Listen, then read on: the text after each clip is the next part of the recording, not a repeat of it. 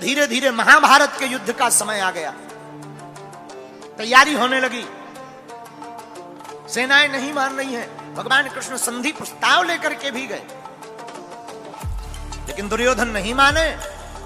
आहा, भगवान समझ गए अब युद्ध होगा, तो अर्जुन से कहा, अर्जुन जी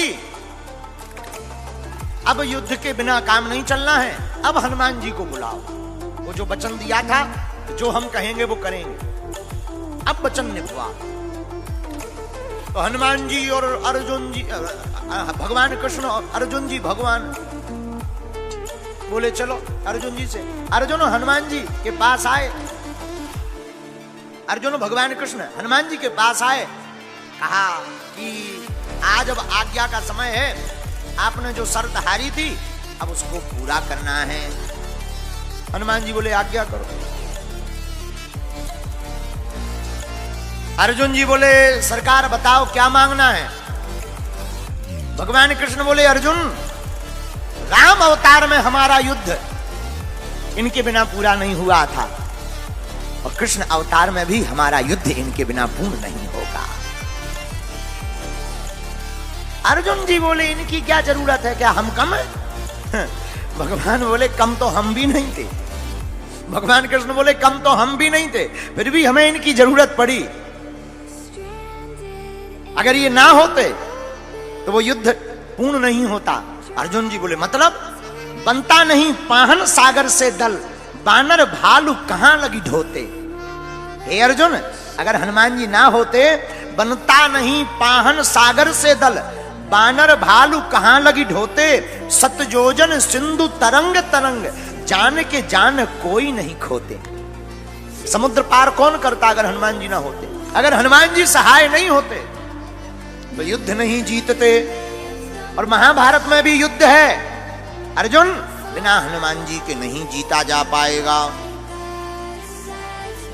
हनुमान जी बोले अब आज्ञा है, ठीक है, लेकिन हनुमान जी हाथ जोड़ के विनोद में बोले सरकार हम तो राम जी के चरणों में रहते हैं। भगवान कृष्ण बोले हमारे सिर पे रह लेंगे, हम राम जी के चरणों में रहते हैं, इस बार हमारे सिर पे रह लेना। देखो यही भगवान की दयालुता है। राम अवतार में जो राम जी के चरणों में हनुमान जी थे, रघुपति प्रिय भक्तम श्री राम दूतम शरणम प्रपद्ये कौशलेंद्रो दासोहम, जो राम जी के चरणों में हनुमान जी थे। पर यही कृष्ण अवतार में उल्टा हो रहा।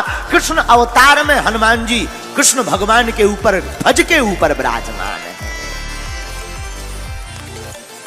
यही विषमता, जो राम जी के चरणों में थे राम कथा में, कृष्ण कथा में वही ऊपर है।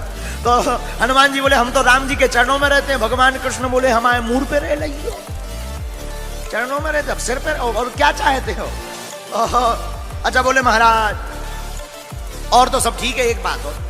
बोले क्या? बोले महाराज बात यह है कि हमारी एक आदत। क्या? बोले युद्ध के बीच बीच में सत्संग सुनने की आदत है। अर्जुन जी बोले जय हो। हनुमान जी बोले क्यों? बोले अगर सत्संग ही होना होता तो युद्ध होता, वहां तुम्हें कोई प्रवचन सुनाएगा कि लड़ेगा? वहां प्रवचन नहीं होने, वहां तो लड़ाइयां होनी है, ना ऐसे बाण माए से बाण, कोई प्रवचन थोड़ी होना है। हनुमान जी बोले देखो हमारे राम जी तो बहुत अच्छे थे, धर्म रथ का वर्णन करते थे युद्ध में भी। बोले हमको बीच बीच में सत्संग सुनने की आदत है। अच्छा आदत क्यों है? हनुमान जी बोले हम तो सत्संग सुनते हैं। अर्जुन जी बोले अब आप ही निपटो, ये सत्संग मांग रहा है ये महाभारत में। तो भगवान कृष्ण बोले कोई बात नहीं, आप हां बोलो, हम आपको सत्संग भी सुनाएंगे।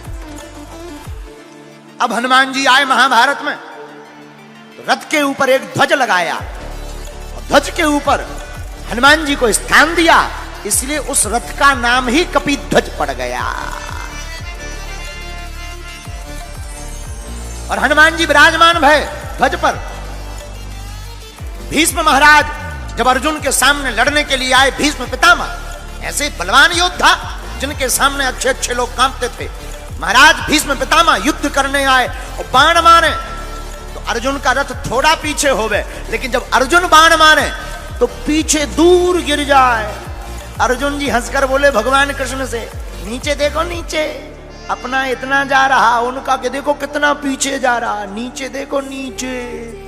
भगवान बोले ऊपर देखो, ऊपर देखो, ऊपर किसके कारण कम जा रहा ये देखो। और यही मानो हम लोगों को शिक्षा है कि हम लोग अगर भूपर हैं क्योंकि भगवान हमारे ऊपर है।